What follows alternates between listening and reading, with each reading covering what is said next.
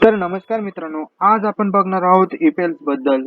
तर ईपेल्स आपण का यूज करायला हवं हे मी तुम्हाला ह्या व्हिडिओमध्ये एक्सप्लेन करणार आहे विथ एक्झाम्पल. ते एक्झाम्पल आपण लाईन बाय लाईन एक्झिक्यूट करून बघूया आणि आपल्या इक्लिप्स मध्ये ते एक्झाम्पल टाइप करून रन करून बघूया की आपलं लॉजिक हे सक्सेसफुली वर्क करत आहे किंवा नाही. तर चला सर्वात आधी आपण बघूया.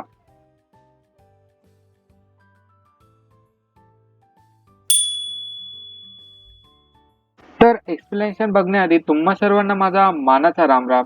तर आज आपण बघणार आहोत इफेल्स बद्दल. तर इफेल्स म्हणजे काय, तर सिंपल वर्ड मध्ये जर सांगायचं झालं तर मी नाहीतर तू म्हणजेच इफेल्स असं आपण समजू. आणि इफेल्स आपल्याला का वापरायचंय, तर खूप वेळेस आहे ना आपल्याला कंडिशन चेक करायची असते. तर त्या कंडिशनच्या टायमाला आपल्याला इफेल्सची हेल्प घ्यावी लागते. फॉर एक्झाम्पल मला एक नंबर चेक करायचा आहे की तो नंबर हा इव्हन आहे किंवा नाही. तर सर्वात आधी मला एक नंबर लागेल, नम इक्वल टू 7, आणि मला हा नंबर चेक करायचा आहे की हा नंबर इव्हन आहे की ऑड आहे. तर ह्यासाठी मला चेक करावं लागेल. तर त्याच्यासाठी लागेल मला इफ. आणि आपल्याला माहिती आहे की आपण कशा पद्धतीने चेक करतो की आपला नंबर आहे इव्हन आहे किंवा नाही. तर नम मॉड 2 इक्वल टू जर 0 असेल, म्हणजे आपली कंडिशन जर ट्रू असेल तर तो असेल आपला इव्हन नंबर. तर आपण त्याला प्रिंट करून घेऊ SYSO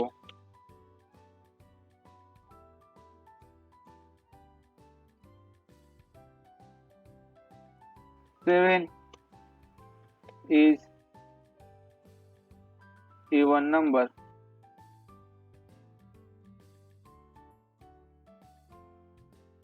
जर इफ ब्लॉक जर आपली ट्रू असेल, म्हणजेच आपली कंडिशन जर ही ट्रू असेल, तर आपल्याला भेटेल की 7 is a even number. But आपली जर कंडिशन ही फॉल्स असली तर आपल्याला घ्यावं लागेल एल्स, आणि एल्स पार्ट मध्ये लिहावं लागेल SYSO 7 is odd number.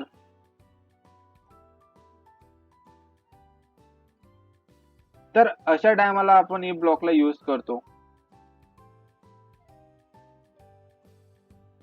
तर आता आपण हे लॉजिक आहे आपलं इफ ब्लॉकचं, हे लॉजिक आपण यूज करून इक्लिप्स मध्ये याला टाइप करून चेक करूया की हे प्रॉपर वर्क करत आहे किंवा नाही.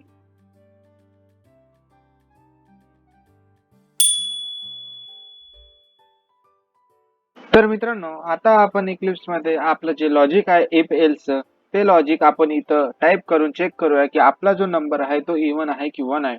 तर सर्वात आधी मला लागणार आहे एक नंबर. तो नंबर मी युजर कडून घेतो.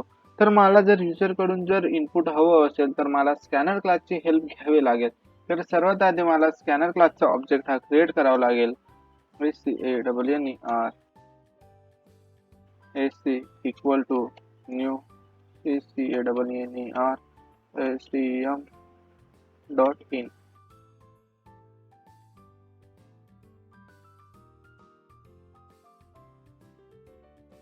तर तुम्ही बघू शकता मित्रांनो की इथं स्कॅनरला रेड अंडरलाईन भेटलेले आहे.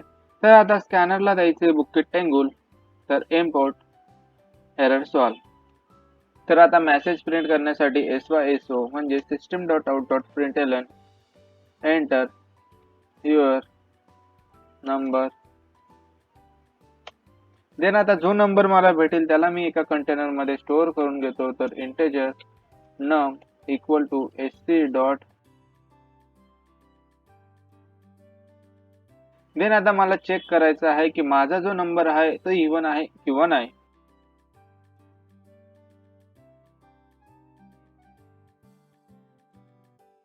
तर logic if num mod 2 equal to 0. जर कंडिशन ट्रू असेल तर तो नंबर असेल माझा इव्हन. तर SYSO num is even. आणि जर if ची जर कंडिशन ही फॉल्स असेल तर तो असेल माझा ऑड नंबर. तर else SYSO म्हणजे system dot out dot println नम इज ऑड. तर तुम्ही बघू शकता मित्रांनो की आपण इफेल्सचं जे लॉजिक आहे ते इथे टाईप केलेलं आहे. आता आपण याला रन करून बघूया.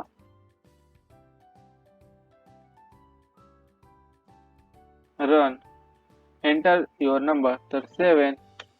तर मित्रांनो तुम्ही चेक करू शकता की 7 इज ऑड नंबर आहे, म्हणजे आपलं इफेल्सचं जे लॉजिक आहे ते सक्सेसफुली वर्क केलेलं आहे.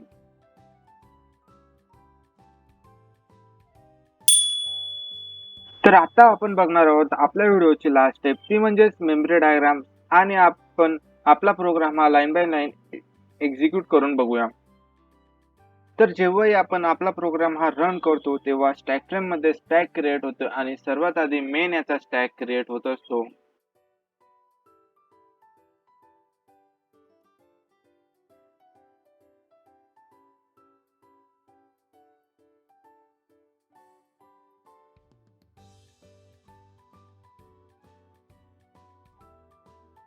आता आपण आपला प्रोग्राम हा लाईन बाय लाईन एक्झिक्यूट करून बघूया. तर सर्वात आधी नम, तर नम साठी ही एक कंटेनर क्रिएट होईल.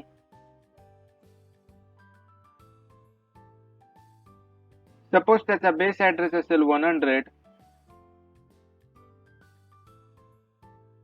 नम इक्वल टू 7. देन इफ मध्ये कंडिशन चेक होईल. तर आपल्याकडे नम आहे 7 मॉड 2 इक्वल टू 0 आहे का. तर तुम्ही बघू शकता मित्रांनो की इथं ही कंडिशन फॉल्स आहे.